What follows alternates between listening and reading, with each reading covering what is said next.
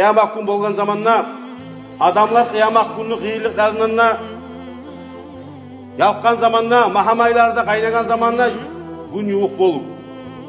Adamlar köp zamanlar ere turup incingan zamanna Peygamber sallallahu aleyhi ve sellem çakıracak. Ozunu ummatindegileri halummu geligiz meni ummatindegiler. Meni havzumdan içireyim size suda baytardı. Ne zattır havuzda baytaganlar kardeşler? Havuzda baytagan zat sudu Peygamber sallallahu aleyhi ve sellem'de bir bulağıdır.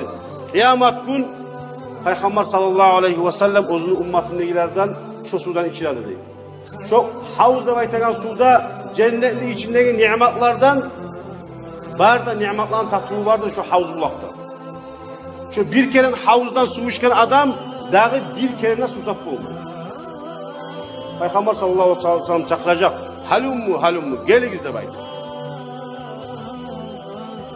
Şu zamanla Peygamber sallallahu aleyhi ve sellem'le ummattekiler gelgen zamanla bir tayfa halk bulacak.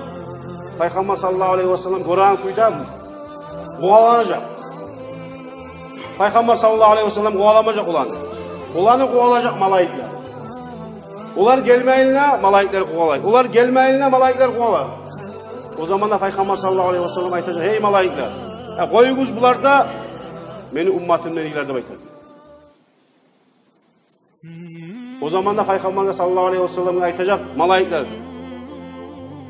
Ya Resulallah, ey Allah'ın elçisi, İnneke la ta'rifu ma ahtasu ba'dake, sen bilmeysen bu seni ummatinle gider, sen getirken bu dünyada nezaklar ettiğinle gel. Son eskerime başlayacak. Ey Muhammed aleyhissalatu vesselam, şu seni ummatinle gider bugün kovalananlar şu havuzdan.